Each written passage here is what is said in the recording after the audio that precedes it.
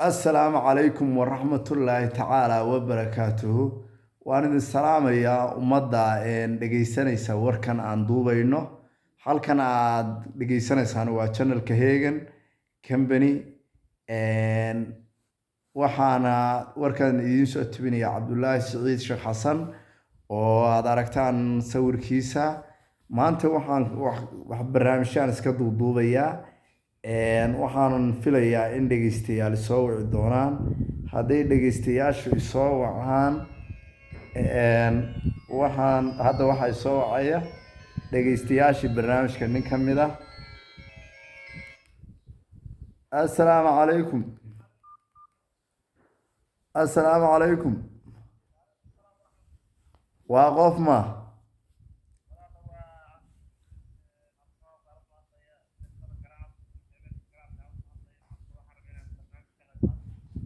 ما شاء الله هذه بعض ما تصنتهاي عبد العزيز عبد الرحمن أو كسر لي مقالة قرعت أوكي وفي ليس برنامج كان أسجنا أنا وحن كهالضياء وهذا البرنامج كيف نكتشرها وحن شو مقالة قلدوجو بنتولان الصومالية ولا مقالة قناعسي هذا عصب بنتولان بانو كلا هالضينا aad iyo aad baad ugu mahadsan tahay barnaamijkan iyo ka qaybgalkiisa maanta maxaad ka hadli lahayd?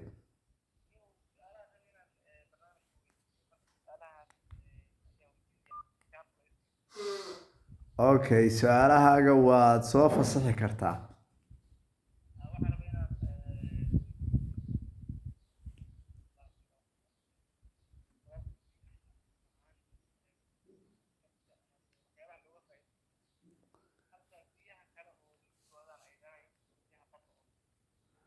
Okay.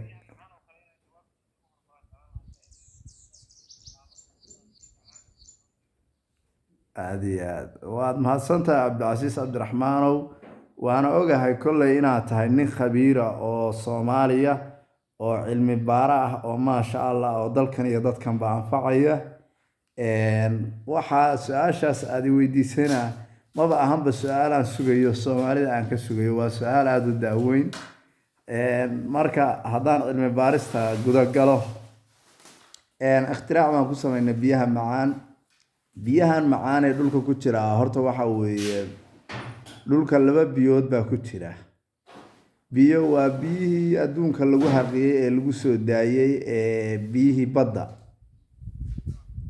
biyana waa biyahan macaani asalkoodii waxay ka yimaadeen horta cirkay ka yimaadeen oo waa roobkii soo daayay oo dhulka galay xoogaa dhadhankooda kuwa uu xoogaa haafmayna dhulka oo la falgalay iyo maaragtay dhadooyinka iyo waxyaalaha dhulka dhanaanadiisa iyo waxaasa saameeyo biyaha xoogaa wiyeerka ka dhigay sida aad og tahayna diinteenu waxay noo sheegtay 7 biyood bay noo sheegtay haddaan marka soo qaato biyaha macaan asal waa xareed inta badanna waa biyaha roobku marka uu da'o bay dhulka galaan kadibna biyuhu marba marka ka dambayso hoos bay u degaan marka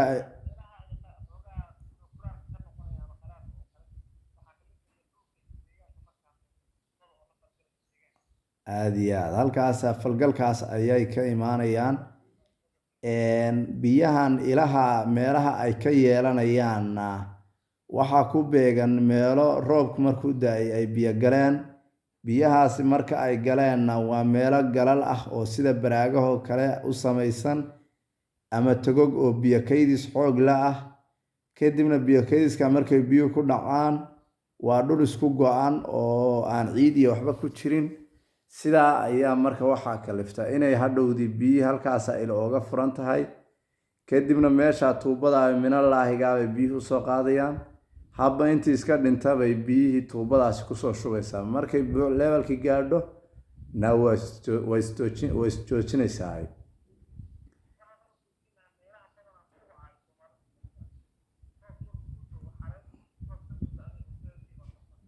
aad iyo aad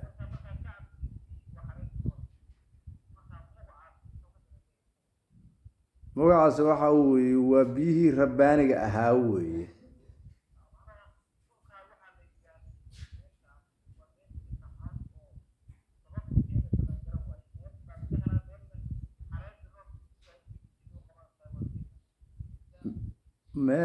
meeshuu biyaha qaban mayso ee meel biyaha qabata baa ku dhow. meeshaa biyaha qabata baa ku dhow, ilna uga furan tahay, kadibna meeshaasaa biyuhu kusoo maaxanayaan. ayaduna waa meel aan meeshaas biyuhu ka gudbin. waana hoodo ilaahay u sameeye noolayaasha oo ilaahay noolihiisa ku irsaaqayo. waayo biyahan haddii aysan meesha oolin, noolo badan baa caqan lahaa. geedo badan oo nawaaxiga ka dhow oo biyaha macaan quutabaa qallali lahaa. waxyaalahaasoo dhan baa lagu fududaynaya. xayaatadii baa ku sugan. nolosha koowaad sida adduunku isku raacsan yahay waa biyaha weeye. marka qofka midda kale tilmaan markaan soo qaato, hadda adigu qof bini-aadanaa tahay. sida aan ognahayba qofka bini-aadanka ahi marka uu soconayo wuxuu sameeyaa dhididkaasina waxa weeye waa dhanaan. marka dhididkaas uu samaynayo, xageebuu dhididkani ka yimid asalkiisa hore? qofkan bini-aadanka waxaa ku abuuran meel dhanaanka soo deysa oo dhanaanka soo kaydisa baa ku abuuran qofka. kadibna biyihii uu cabbay, anfacaadda dhanaankaasi uu leeyahay waxa weeye waa lama soo koobi karo. haddaan laakiin halal ka taabto, waxaa ka mid ah waxyaalaha anfaca uu leeyahay. kow, wuxuu sameeyaa dhanaankaasi xayawaanada jirkiisa ku dhalan lahaa buu yaraynayaa oo ka xadidaya. wuxuu kaloo ka yaraynayaa, wuxuu ka sifaynayaa qashinada jirkiisa soo gala ee effectiga ku keenaya.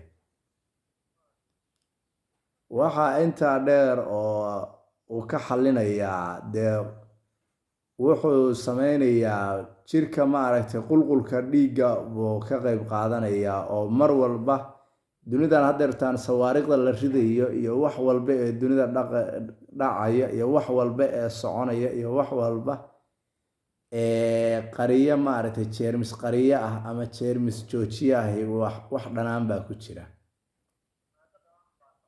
maado dhanaan baa ka mid ah. hadda hubka aad arkaysid, haddii aad maaragtay rasaasta qoryaha ka dhacaysa dhedhemiso maadhaas, waxaad ka dareemaysaa dhanaan baad ka dareemaysaa. midda kale waxaa kaloo dhanaanku uu dawo u yahay oo uu ilaalinayaa dee jirka wixii ku jira oo dhani inaysan soo urin. oo dhanaanku sidoo kale urta ayuu daweeyaa. urtuna haddii qofku soo uri lahaa, dee wax walbo qashinisaa kusoo xiran lahaa. marka urtii, waayo waad aragtaa hadda dhididku intuu gudaha jirka ku jira, qofka waxa ku jira gudihiisa ma uraan. markay bannaanka usoo baxaan na way urayaan. dusha sare marka qofka xilliga uu qallalan yahay dhanaan ma aha, waa iska normali. inta gudahayna waa dhanaan. dhiigu waa dhanaan, waad aragtay. caliyadu marka ay maaragtay jirka ku dhex jirto, waxaa ku jira dhanaan aadan dareemi karin. markaad sii fiiriso wax walba, unugyadu jirku markay dheecaan soo dayan waxay soo daynayaan dhididku waa dhanaan. haddii qofku kaasho kaadidu waa dhanaan. haddii qofka wax walboo noolaha ka soo baxaa, dee dhanaan baa ku jira.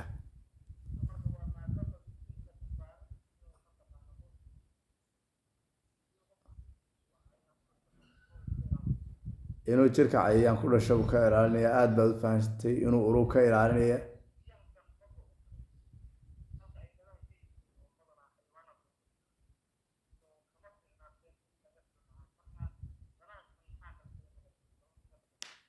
dhanaankan waxaa ka dambaysa, haddii adduunkuba uusan biyaha dhanaana haysan, adduunkuba wuu wareeri lahaa.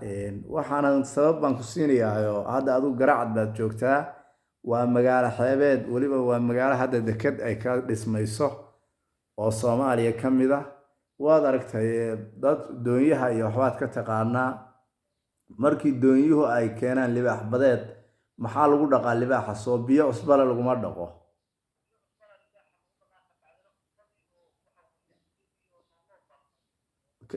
kadibna cusbadii oo nool nool baa la mariyaa oo lagu qallajiyaa kadibna waad aragtay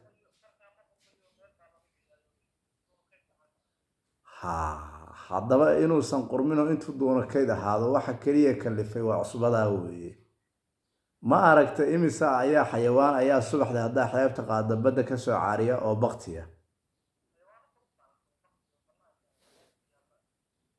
ha haddaba xayawaanada badan ee badda ku baktiya haddii baddu ay ahaan lahayd mid macaan way soo uri lahaayeen oo waxaa soo uri lahayd caleenta geedaha badda ka dhex baxaa soo uri lahaa oo wax walba oo ku dul raada oo badda dul mara soo uri lahaa oo wax walba adduunka yaallabaa soo uri lahaa xataa adduunka kale oo dhan bay effectiga cusbadaas siinaysaa kadibna way ka daweynaysaa waad aragtay ilmaha yari markuu dixiri dabada kaga dhasho cusbow baa la yidhaahdaa cusbaa la mariyaa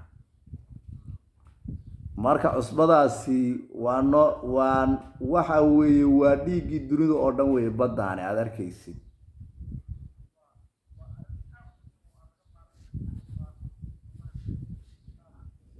ha midda kale haddaysan biyahan cusbo aysan lahaadeen wax walba oo dusheeda yimaadaa soomaad arag hadda durduradu meelaha biyaha siman way iska yaallaan biyuhu xagga baddana biyuhu ay islaba rogayaan oo ay soconayaan xataa inay socsocdaan biyahan badda oo mawjado sameeyaan cusbadaasaa qaraxaa dhalinayso qeyb ka mid ah marka waa cilmi aada u ballaaran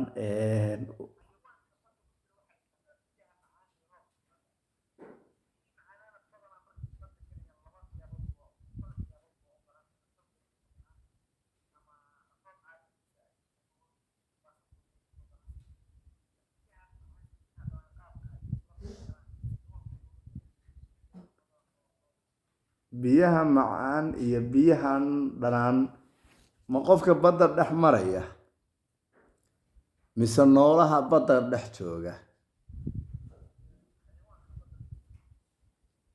xayawaanka badda dhex jooga way yaqaaniin oo biyaha macaanina waa wax markaa soo kordhay oo kor bay sabeeyaan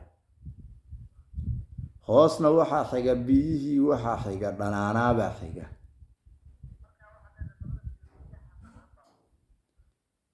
biyaha biyaha dhanaan baa hoos jira oo biyaha dhanaan waxay hoos u jirayaan biyahan hore bay u joogeen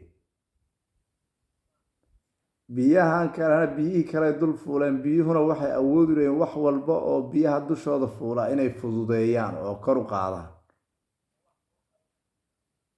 ha haddii marka dhowr qof intay wax ku dabato ay badda dhex dhigaan oo inay jiidaan ay damcaan way jiidi karaan waayo biyahana sidaa waxaan asagii ma ahane biyahan ayaa wada oo fududeynaya oo intii awooddiisu la ekeyd ka yaraynaya xayawaanaadkii badda cabaya marka waxna waxay cabbaan biyaha noocaasi u cabbaan waxna waxay u cabbaan markii roobku da-ayo saacaddaa roobku da-aya bay afka biyaha kala soo baxaan oo dhibcihii biyahaaba afkooda ku dhacaya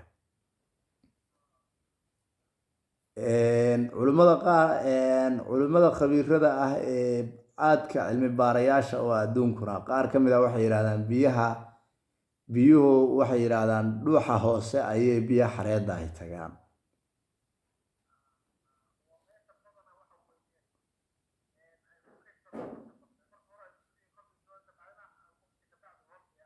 ha midda kale roobku wuxuu ka samaysmo wax su-aala iyada ma ka haysa iyo wax macluumaada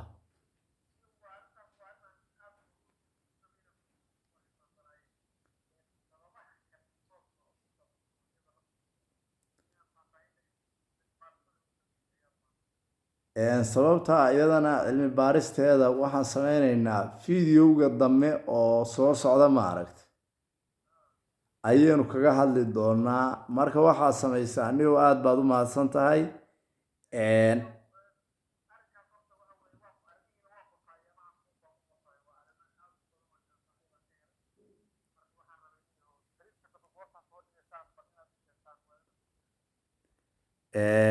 Adigu videogan hadda waxaan soo dhigaynaa channelka Hagen Company baan soo dhigaynaa.